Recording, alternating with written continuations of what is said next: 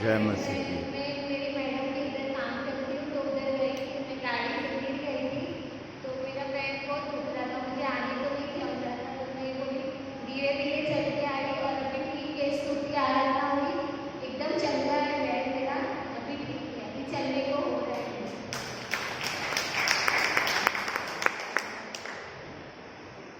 गुंजरी गाना चाहती है, गाने के लिए हाँ बस 2 लाइन गाने गाना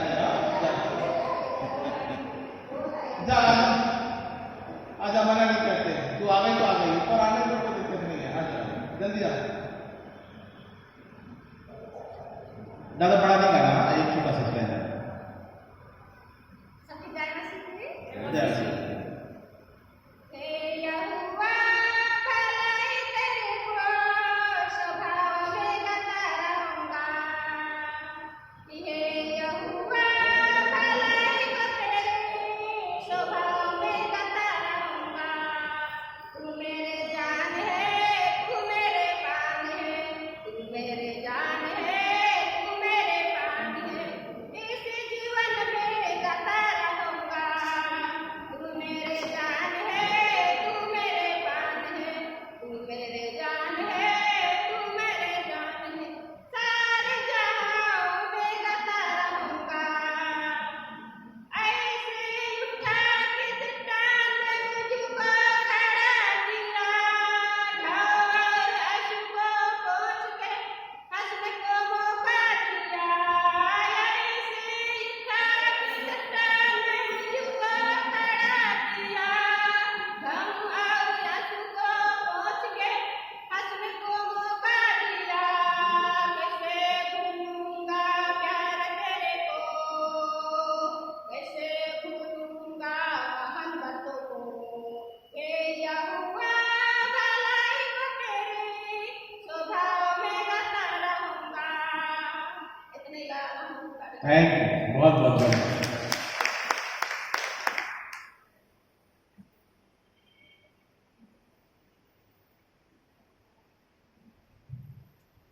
छोटे से समय के प्रभु को हम धन्यवाद देते हैं। हाँ और मैंने एक गवाही कल हमको बहुत काफ़ी चोट लगा था आए, और इतना लोहा था कि वजन चार होता तो मेरा हाथ टूट जाता, इतना भारी था। जैसे मेरा चोट लगा तो मैं प्रभु को धन्यवाद देता हूँ कि कुछ हुआ नहीं। हाँ, और 10 मिनट के बाद में कुछ महसूस हुआ रहेगा, प्रभु मुझे बचा लिया। मेरे हाथ में शायद मैं प्रभु का भवन में नहीं हूँ, सब हम प्रभु को हम धन्यवाद देते हैं। प्रभु ने संभालता है। मेरा एक वचन है, हाँ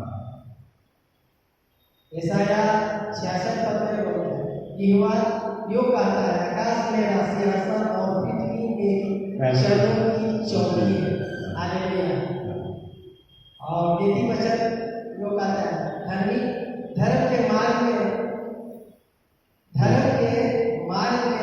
जीवन मिलता है। सो प्रभु को हम धन्यवाद देते हैं आज के समय के लिए। सो मुझे अभी सम्मान के रखा, सो हम प्रभु को धन्यवाद देते हैं।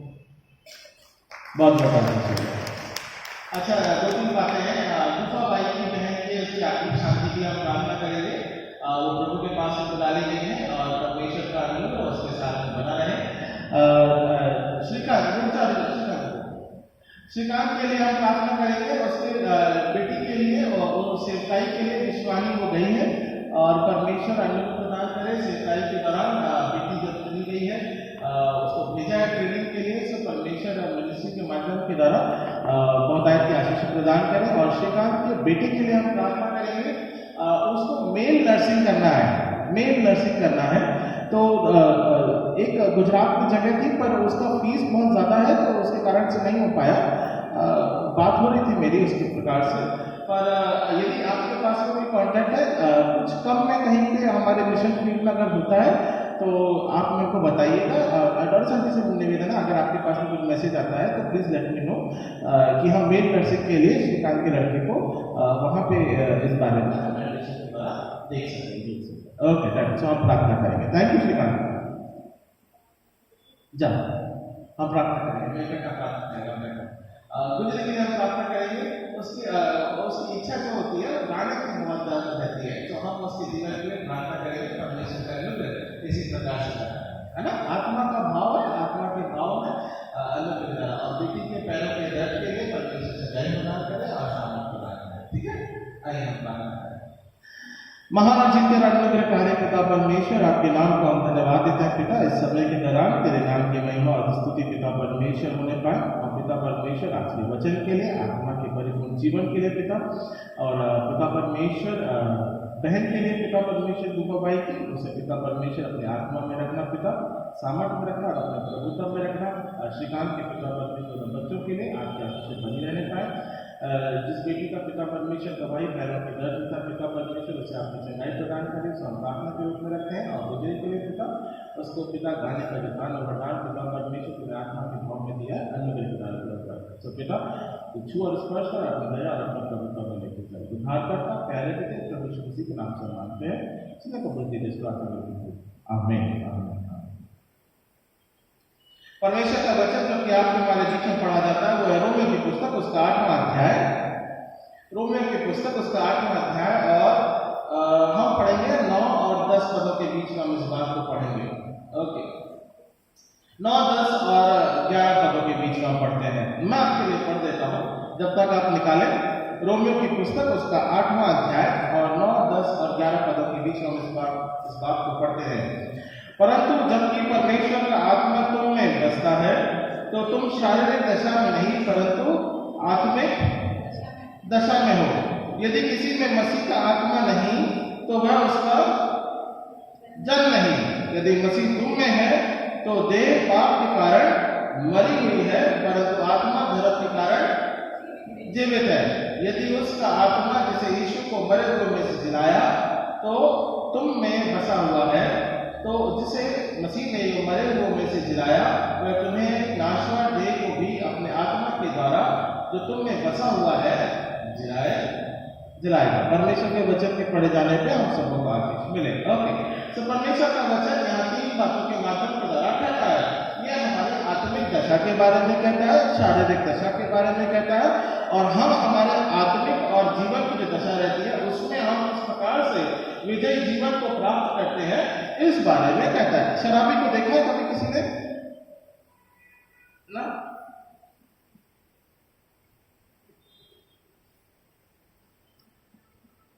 शराबी को देखा? शराबी को देखा ना? रॉबर्ट साहब, अगर एक्टिंग क्लास में बोला जाए शराबी की एक्टिंग करी जाए तो कैसे करेगा?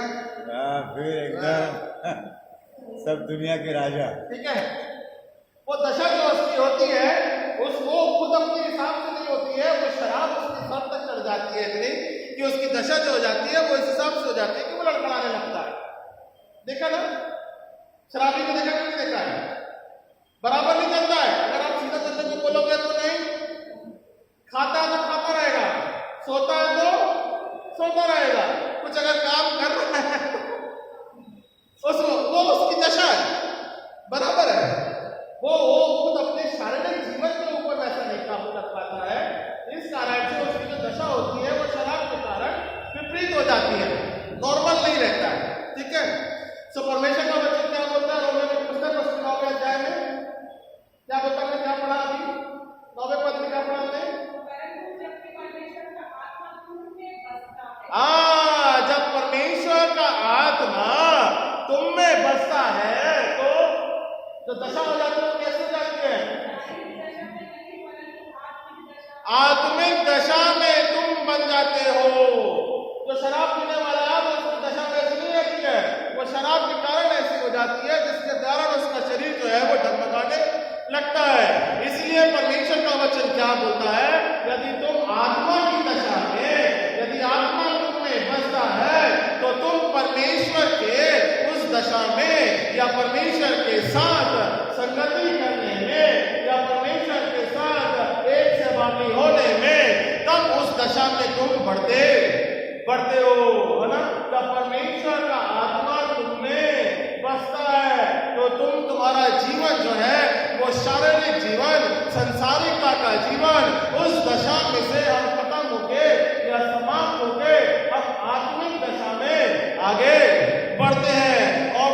परिवर्तन होता है वो आत्मा के द्वारा परिवर्तन होता है। बराबर है ना? ऑपरेशन करने से पहले कुछ भी अगर करेगा तो डॉक्टर क्या करेगा? एक इंजेक्शन रहते हुए अगर करेगा दर्द नहीं सह पाओगे, है ना? तो क्या कर देगा? बेहोश कर देता है। अब तो बाद की दशा है वो कैसे हुई है? बेहोश। अब उसके बाद में वो जो काट पीट करेगा वो बात की बात अलग है। ठीक है? सब परिवर्तन जिसे हम कहते हैं। सो प्रभु यीशु मसीह ने आपको और हमको आत्मा का इंजेक्शन हमारे जब जीवन में देता है, तब जो हमारी दशा हो जाती है वो आत्मिक दशा में हम परिवर्तित हो जाते हैं। मेरी बात समझ में आ गई? कुछ और उदाहरण हो क्या है कि काफी है?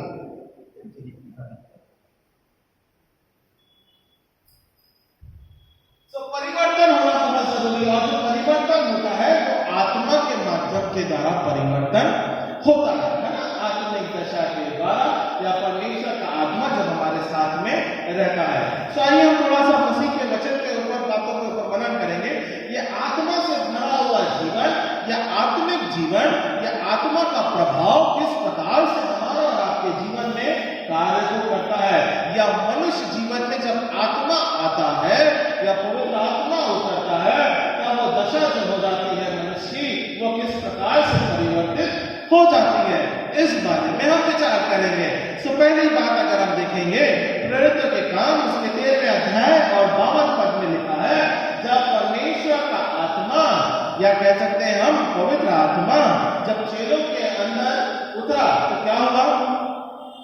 वो क्या होता है? प्रेरितों के काम उसका 13वां अध्याय और 52वां पद क्या लिखा है? 52 वर्ष 52। हाँ, परिपूर्ण होते रहे।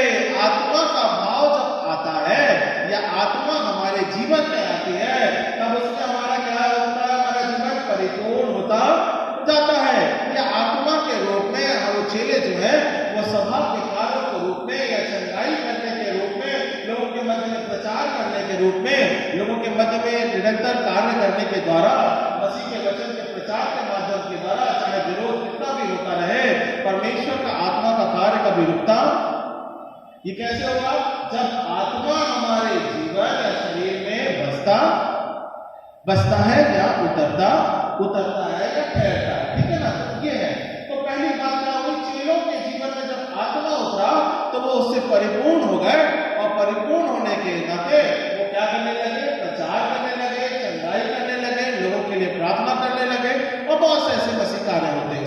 आत्मा का प्रभाव ये है जहां पे हम और आप निरंतर आत्मिक जीवन में बढ़ते जाते हैं, है ना? तो ये पहली बात हो गई। तो आत्मा की दशा में हमारा जीवन परिपूर्ण होता है और हम उसके सेवा कार्य के रूप में ठहरते हैं। दूसरी बात, क्योंकि आत्मा हमारे जीवन में रहता है तो या फिर आत्मा परिपूर्ण करता है हमारे मनुष्य जीवन को। वो क्या कहता है? लूका की पुस्तक उसका 11वां अध्याय और 13वां पद। दूसरी बात के लिए क्या लिखा है? लूका की पुस्तक उसका 11वां अध्याय और 13वां पद। लूक चैप्टर 11 वर्स 30 पढ़ो।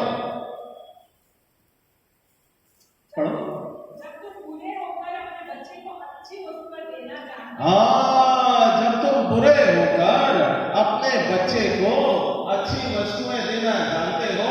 पापा मुझे आज मोबाइल चाहिए, और उस मोबाइल का उपयोग बच्चे को मालूम नहीं मालूम वो कैसे करेगा वो हमको मालूम नहीं रहता, पर बच्चे ने क्या बोला है? मुझे चाहिए ला, मुझे चाहिए। एक बार मना करोगे, 2 बार मना करोगे, 3 बार मना करोगे, चौथी बार में यार जाने दे रहा, वो बहुत टट्टा मार रहे हैं।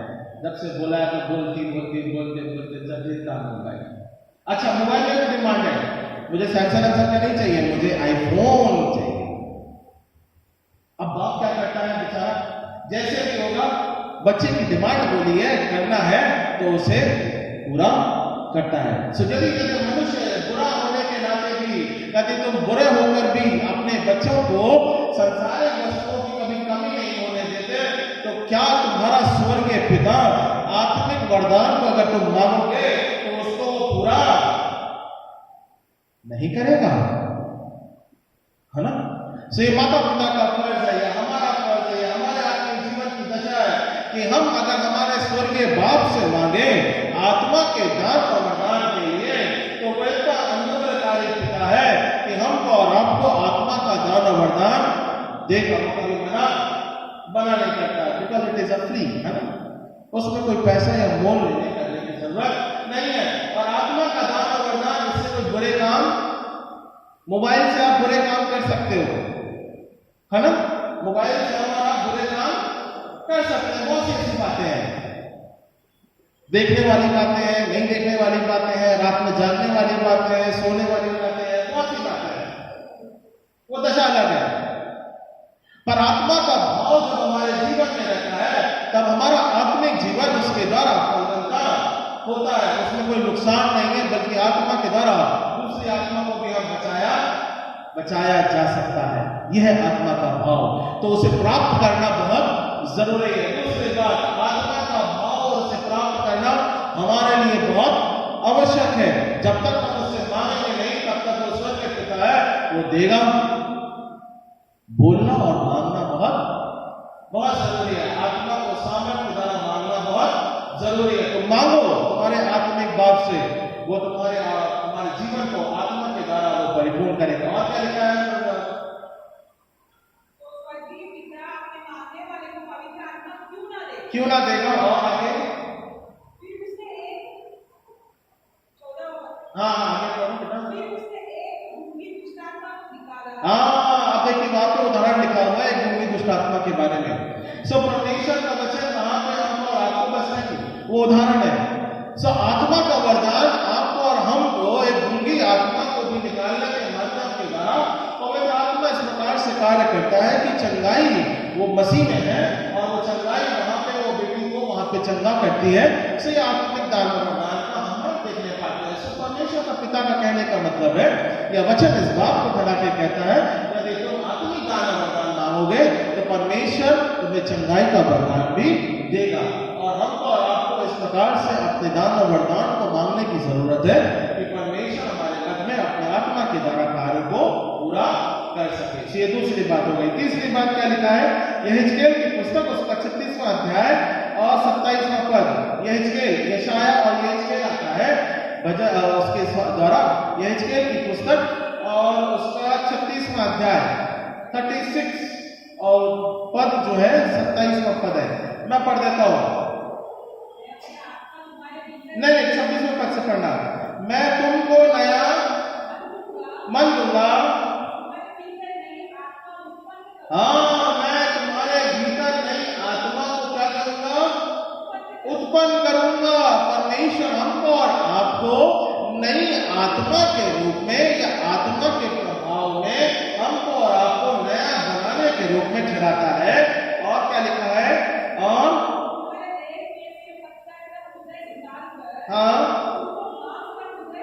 हाँ, तुमको क्या करूंगा? पत्थर का हृदय निकालकर तुमको मांस का हृदय दूंगा, है ना। अभी निर्गमन की पुस्तक में अगर आपने पढ़ा होगा बादशाह के बारे में, तो वो इजरायलियों को जाने 10 विपत्तियां डाली, बहुत से ऐसे कार्य करे जहां पे वो माना नहीं। तो उसमें परमेश्वर ने क्या किया? निर्गमन की पुस्तक के अनुसार परमेश्वर ने क्या किया? हाँ, सो मन को उसने क्या कर दिया? अब तू नहीं मान रहा है, सुन नहीं रहा है, मैं तुझमें ऐसा आत्मा देता हूं तो कठोर हो जाएगा। ये परिवर्तन भी हो सकता है यदि आज ये मौका है, यदि आज ये मौके को अगर हम गवा देंगे, यदि आज 2024 के मौके को अगर हम गवा देंगे, परमेश्वर हमारे मन को उसी आत्मा के तहत क्या कर देगा? कठोर कर देगा। और इस्राएलियों के लिए इस बात को लिखा है, मैं तुम्हारे हृदयों को पत्थर से हटा करके, पत्थर के हृदय से निकाल करके मांस का हृदय देता हूं, ताकि तुम मुझे ग्रहण कर सको, है ना। सो परमेश्वर का आत्मा हमारा और आपके जीवन में बड़ा सामर्थ्य कार्य करता है। कहने का मतलब है परिवर्तित जीवन को ठहराता है, और परिवर्तित जीवन जो है वो मसीह के साथ उसकी नजदीकी में हम और आप एक साथ सहभागी हो सकते हैं। और क्या लिखा है 27वें पद में? मैं अपना आत्मा हाँ चलोगे, करोगे, है ना। तो परमेश्वर का वचन क्या बोलता है, यदि मैं अपनी आत्मा तुम्हारे भीतर देता हूं तो ये 3 कार्य होना बहुत संभव है। क्या क्या होना कार्य संभव है, कि तुम मेरी विधियों पर, है ना, मेरे नियमों पर, मेरी विधियों पर चलोगे, और क्या लिखा है, मेरे नियमों को मान करके उनके अनुसार करोगे, है ना। सो इस प्रकार से परमेश्वर हमको आत्मा का भाव देता है, उसकी विधियों के चलने के लिए, उसको मानने के लिए, विश्वास से ग्रहण करने के लिए। प्रभु यीशु मसीह हमारा उद्धार करता है। ये आत्मा का भाव हमको और आपको प्रेरित करता है, और आत्मा का भाव मसीह के समय के रूप में या मसीह के जीवन के तहत उसके साथ एक संगति बनाए रखने में हमको और आपको प्रेरित करता है ना। सो ये आत्मा का भाव होता है। हम और आप जब आत्मिक जीवन में रहते हैं तब हम उसकी विधियों को मानने पाते हैं। सो आत्मा हमारे जीवन में परमेश्वर का होना बहुत जरूरी है। सो मांगो तो तुम्हें दिया जाएगा। तुम्हारा स्वर्गीय पिता अत्यंत अनुग्रहकारी है कि वो तुम मांगोगे तो तुमको जरूर अवश्य देगा। सो यह है परमेश्वर का दूसरी बात जो वरदान हमको और आपको परमेश्वर देता है। सवाल तीसरी बात, चौथी बात के लिए अगर हम देखेंगे परमेश्वर का आत्मा क्या बोलता है, प्रेरित के काम उसका पहला अध्याय और 8वें पद में लिखा है।